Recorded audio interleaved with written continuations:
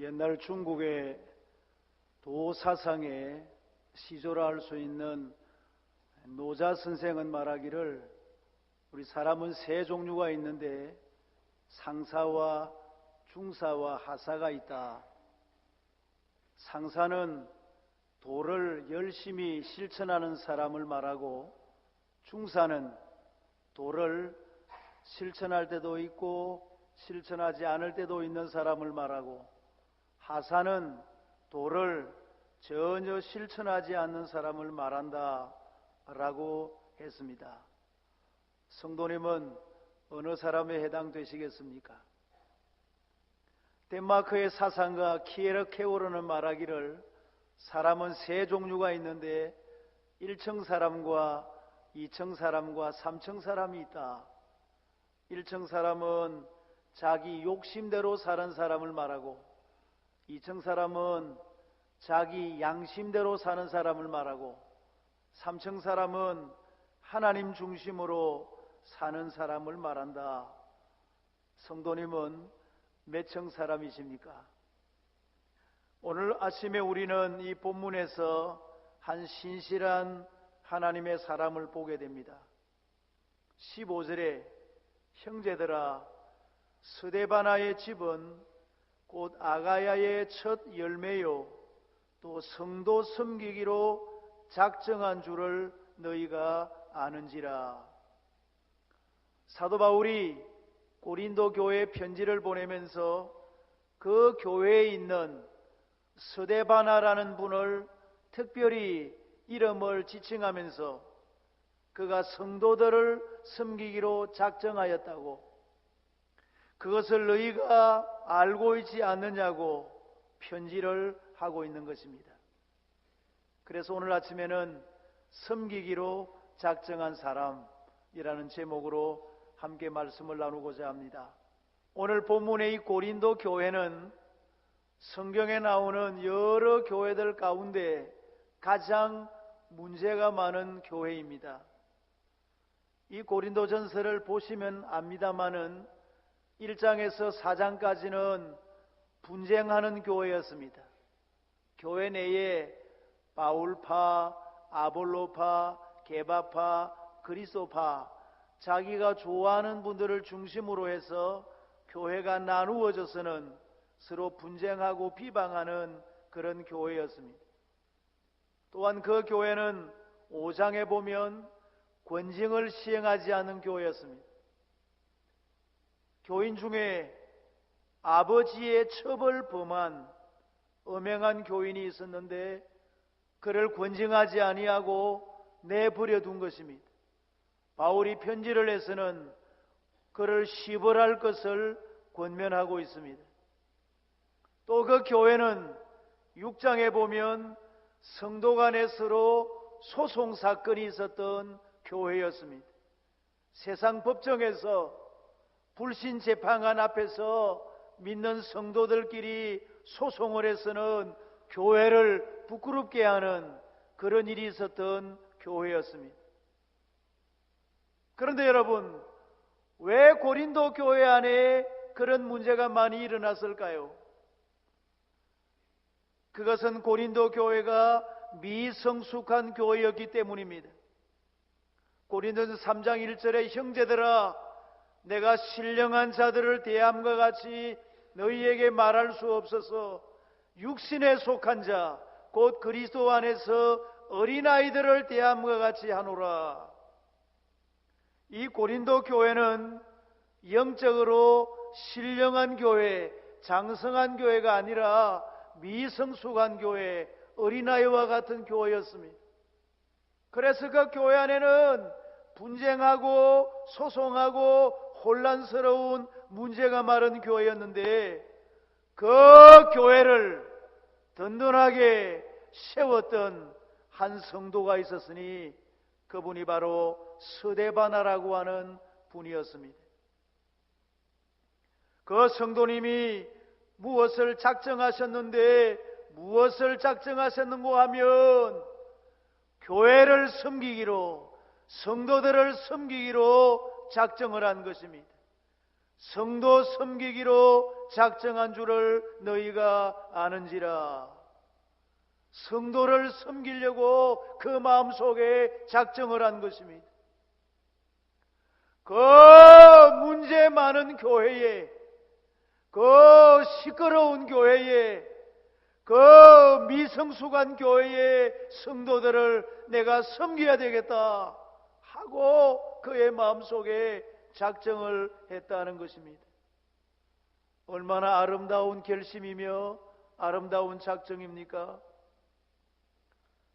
우리 성도님은 요즘에 무엇을 작정하며 결심하고 계십니까? 오늘 하나님 앞에 나오시면서 무엇을 작정하거나 결심하고 나오셨습니까? 오늘 아침에 이 말씀을 들으시면서 우리도 스데바나처럼 성도들을 섬기기로, 교회를 섬기기로, 이웃을 섬기기로 작정하시는 복된 이 아침이 되시기를 주님의 이름으로 축원합니다. 그러면 스데바나가 어떻게 성도들을 섬겼을까요? 첫째는 온 집안이 섬겼다고 말씀을 합니다. 자기 혼자서만 섬긴 것이 아니라 온 집안이 다 함께 성도들을 섬긴 것입니다. 오늘 15절에 형제들아 스데바나의 집은 성도 섬기기로 작정한 줄을, 온 집안이 다 함께 성도들을 섬긴 것입니다. 여러분이 본문에 나오는 이 아가야의 첫 열매라는 말씀이 있는데, 이 아가야는 지금의 그리스 지역을 말합니다. 이 아가야 지방의 중심 도시가 이 고린도인데, 이 사도 바울이 그 아가야 지방에 가서 복음을 전할 때에 제일 먼저 복음을 받은 분이 바로 이 스데바나였습니다. 아가야 지방의 첫 열매라. 그러니까 스데바나는 고린도 교회에서 제일 오래된 교인이었습니다. 요즘으로 말하면 그 교회 설립 멤버였고 개척 멤버였습니다. 그리고 아마 직분도 중직자였을 것으로 생각을 합니다. 왜냐하면 16절에 보면 이 같은 사람들과 또 함께 일하며 수고하는 모든 사람에게 순종하라. 스데바나와 함께 일하는 사람들을 말하면서 순종하라는 것을 보면 아마 이 스데바나가 교회의 중직자였을 것으로 생각을 합니다. 그런데 여러분, 그 가장 오래된 그 고참 교인이, 제일 오래된 중직 교인이 무엇을 결심했는고 하면 성도들을 섬기기로 결심을 했다 하는 것입니다. 할렐루야. 여러분, 보통 교회는 누가 잘 섬깁니까? 여러분, 고참이 잘 섬길까요? 신참이 잘 섬길까요? 통계에 의하면 오래된 분들일수록 봉사를 잘 안 한다, 그렇게 통계가 나와 있습니다. 새로운 사람들이 해라, 이렇게 말을 합니다. 그런데 스데바나는 그렇지 않았습니다. 오래된 고참 교인이, 제일 오래된 중직 교인이 앞장서서 성도들을 섬기려고 결심을 한 것입니다. 그렇습니다. 성도님 여러분, 교회는 고참 교인이 먼저 교회를 잘 섬겨서야 됩니다. 고참 교인이 하실 일은 내가 오래되었다는 것을 자랑할 것이 아니라 성도 섬기기를 자랑하셔야 될 줄로 믿습니다. 우리가 섬길 수 있는 기회가 많지 않습니다. 여러분, 섬기고 싶어도 섬길 수 없을 때가 곧 다가오고 있기 때문입니다. 우리 찬송가의 가사와 같이 일할 수 없는 밤이 속히 오리라. 일할 수 없는 밤이 지금 속히 오고 있습니다. 지금은 이렇게 살아서 펄펄하고 이렇게 있지만은 언제 우리가 쓰러질런지 넘어질런지 아무도 모릅니다. 하나님께서 우리에게 건강을 주셨을 때, 시간을 주셨을 때, 기회를 주셨을 때 성도를 섬기기로 작정했어야 될 줄로 믿습니다. 여러분, 놀라운 것은 이 스데바나가 자기 혼자만 성도들을 섬긴 것이 아니었습니다.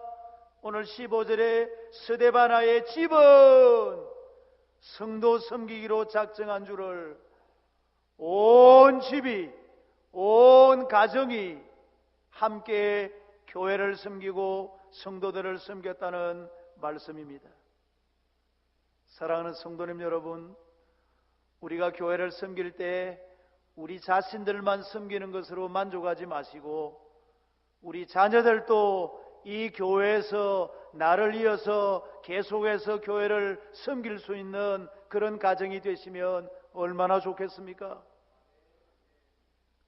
사랑하는 성도님 여러분이여, 할 수만 있으면, 사정이 있어서 할 수 없는 경우도 있겠지만은 할 수만 있으면 우리의 자녀들이 내 뒤를 이어서 이 교회를 계속해서 섬기는 스데바나의 집과 같이 온 가정이 성도를 섬기는 이런 축복이 있으시기를 주님의 이름으로 축원합니다.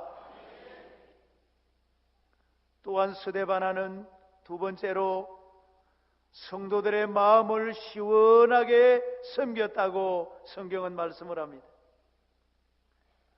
여러분, 교회를 섬길 때 어떻게 섬기느냐 중요합니다.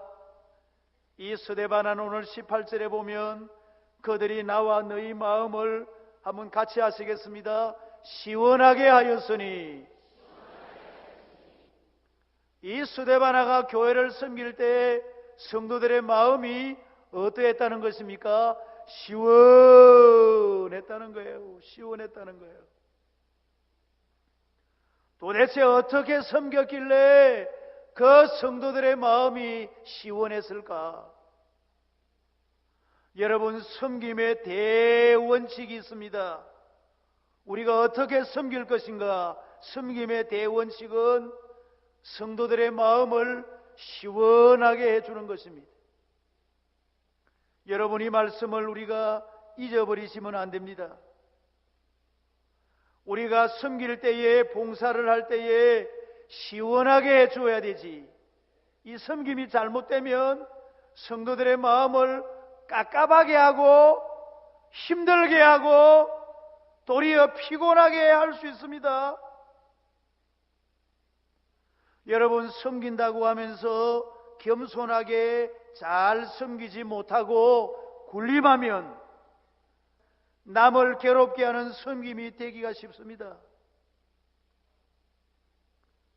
섬긴다는 것이 도리어 남을 힘들게 하는 거예요. 여러분, 봉사자들이 봉사를 할 때 자기가 자기 봉사에 취해서는 내가 봉사자다 이거예요.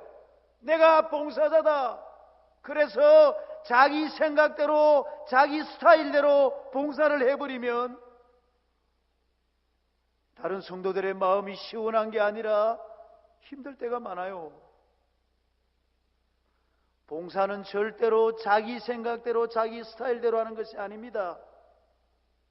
마음을 낮추고 겸손하게 언제나 그분을 생각하고 그분의 마음을 시원하게 해주는 것이 참된 봉사인 줄을 믿습니다. 하나님께서 이 사도 바울을 통해서 고린도 교회 성도들에게 섬김의 내용을 구체적으로 말씀을 해주셨습니다. 어떻게 섬겨야 되는가? 고린도서 10장 23절 이하에 보면 모든 것이 가하나 모든 것이 유익한 것이 아니요 모든 것이 가하나 모든 것이 덕을 세우는 것이 아니니 누구든지 자기의 유익을 구하지 말고 남의 유익을 구하라. 우리의 섬김이 어떠해야 되는가 하면 남에게 유익을 주는 것이어야 됩니다. 남에게 덕을 세우는 것이어야 됩니다. 자기의 유익을 구하지 말고 남의 유익을 구하라 하는 거예요. 계속해서 33절에도 말씀했습니다. 나와 같이 모든 일에 모든 사람을 기쁘게 하여 자기의 유익을 구하지 아니하고 많은 사람의 유익을 구하여 그들로 같이 하십시다. 구원을 받게 하라.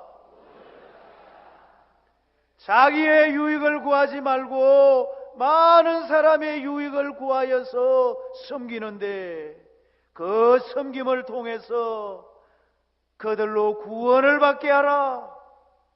구원을 받게 하라는 거예요. 다시 말하면 우리의 섬김을 통해서 불신자들이 구원을 받도록 그렇게 섬기라 하는 것입니다. 감사한 것은 우리 교회에 저 드림센터를 중심으로 해서 불신자들이 많이 옵니다. 많이 와요. 일주일에 2,000명 이상이 오니까 많이 옵니다. 이런 사람 저런 사람이 옵니다. 대체로 불신자들이 인가 아닌가 하는 것을 어떻게 하는가 하면 저를 보고 인사 안 하는 사람은 다 불신자입니다. 보면 하여튼 인사 안 하는 사람들이 대부분입니다. 제가 드림센터에서는 전혀 존경을 받지 못합니다. 인사를 안 하니까. 그런데 여러분, 그렇게 불신자들이 많이 우리 드림센터에 오시는데 우리가 지역사회를 섬기기 위해서 저 센터를 지었으면 우리가 어떻게 저들을 섬길 것이냐는 거예요. 우리 일하는 교직원들이나 우리 성도님들이 조심해야 될 것은 우리의 섬김을 통해서 저들이 구원을 받을 수 있도록, 저들로 하여금 구원을 받게 하라, 구원을 받을 수 있도록 정성껏 최선을 다하여 섬겨야 할 줄로 믿습니다. 사랑하는 성도님 여러분, 사도 바울은 이 스데바나의 섬김을 이처럼 기록하면서 마지막에 이렇게 권면하고 있습니다. 18절에 너희는 이런 사람들을 한번 같이 하십니다. 알아주라. 바울이 교회를 편지하면서 이렇게 교회를 섬기는 스데바나와 이런 봉사자들을 알아주라 하는 거예요. 바울이 알아주라고 편지하는 것은 고린도 교회 성도들이 그 봉사자들을 잘 알아주었을까요? 잘 알아주지 못했을까요? 잘 알아주지 않은 거예요. 잘 알아주지 않은 거예요. 왜 고린도 교회가 수고하는 분들의 수고를 알아주지 못했는가? 왜 알아주지 않았는가? 이유가 있습니다. 앞서 말씀드렸습니다. 그 교회가 미숙했기 때문에, 그 교회가 어린아이와 같은 교회였기 때문에, 신앙이 어린아이와 같았기 때문에 알아주지를 않는 거예요. 여러분, 다른 사람의 수고를 알아주는 분은 신앙이 있는 분이에요. 아무리 수고해도 수고했다고 말할 줄도 모르고 알아주지 아니하는 것은 아직도 신앙이 미숙하다는 거예요. 어린아이들의 특징이 뭡니까? 수고를 몰라주는 거예요. 왜? 미숙하기 때문에. 미숙하기 때문에. 사랑하는 성도님, 우리는 수고하는 분들의 수고를 알아주셔야 됩니다. 알아주는 분이 신앙의 차원이 높은 분들입니다. 오늘 아침에 우리는 성도를 섬기기로 작정한 스데바나에 대해서 말씀을 나누었습니다. 사랑하는 성도님 여러분, 가치 있는 삶이 무엇이겠습니까? 내 곁에 있는 사람을 섬기는 것이 참으로 가치가 있는 삶입니다. 오늘 아침에 우리가 이 스데바나와 같은 작정을 우리도 함께 해보지 아니하시겠습니까? 내가 좀 힘이 들어도 나도 섬기는 자로 살겠노라. 내가 좀 희생이 되고 내가 좀 힘이 들어도 나도 섬기는 자로 살겠노라. 여러분 이렇게 마음으로 작정해 보지 아니하시겠습니까? 섬김은 사람을 치유합니다. 섬김은 사람을 살립니다. 섬김은 쓰러진 사람을 세워줍니다.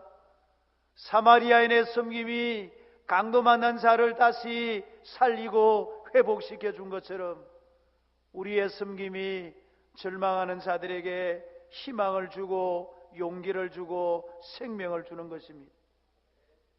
좋은 교회는 섬기는 분들이 많은 교회입니다. 위대한 교회는 섬기는 분들이 가득한 교회입니다. 섬기려고 섬김을 받으려고 하지 말고 섬기는 분들이 많은 교회가 위대한 교회인 줄을 믿습니다. 우리가 섬길 때 약한 분들을 섬기십시다. 가난한 분들을 섬기고 소외된 분들을 섬기고 여러 가지 어려움을 당한 분들을 우리가 돌보고 섬기는 것입니다. 혹시 여러분이 저에게 이런 말씀을 하지 마시기를 바랍니다. 왜 목사님은 저런 사람을 돌보십니까? 왜 저런 사람을 감싸주십니까? 그렇게 지금 외톨이가 되어 있는 분을, 그렇게 낙심하고 어려움 가운데 있는 분을 감싸주지 아니하면 누가 감싸주겠습니까? 예수님께서 세상에 오셔서 유일하게 본을 보이신 것이 있습니다. 예수님께서 하신 일이 많지만은 유일하게 내가 너에게 본을 보여주신다고 말씀하신 것이 요한복음 13장에 나오는 섬김의 본입니다. 그들의 발을 씻으신 후에 옷을 입으시고 다시 앉아 그들에게 이르시되 내가 너희에게 행한 것을 너희가 아느냐? 내가 너희에게 행한 것 같이 너희도 행하게 하려 하여 본을 보였노라. 본을 보였노라. 본을 보였노라. 너희가 이것을 알고 행하면 복이 있으리라. 예수님께서 유일하게 우리에게 본을 보여주신 것이 있습니다. 그게 바로 섬김의 본이었습니다. 사랑하는 성도님 여러분, 우리도 예수님께서 우리에게 본을 보여주신 것처럼 우리의 마음속에 이렇게 다짐을 하십시다. 나도 섬기는 자로 살리라. 나도 섬기는 자로 주님처럼 살리라. 이 고백이 우리의 고백이 되시기를 축원합니다. 예수님께서 돌아가시기 전에 예수님 앞에서 제자들이 막 다투었습니다. 만찬석상에서 다투었습니다. 제자들이 계속해서 누가 크냐 누가 크냐 누가 크냐 하고 다툴 때에 그 다투는 제자들에게 예수님께서 이렇게 말씀하셨습니다. 나는 섬기는 자로 너희 중에 있노라. 사랑하는 성도님 여러분, 하나님은 우리에게 많은 것을 주셨습니다. 건강도 주시고 시간도 주시고 물질도 주시고 교회의 직분도 주시고 사명도 주시고 또 이 세상에서 직장도 주시고 직위도 주시고 권력도 주시고 힘도 주시고 능력도 주시고 하나님께서 주신 모든 것을 가지고 무엇하라고 우리에게 주셨겠습니까? 하나님을 섬기고 이웃을 섬기고 성도들을 섬기라고 이 모든 것을 주셨음을 우리는 믿습니다. 원하없는 것은 하나님 주신 것 가지고 이제는 정말 남을 섬기는 일에 이 스데바나처럼 섬기기로 작정하고 섬기며 살아가시는 우리 온 교회가 되시기를 주님의 이름으로 축원합니다.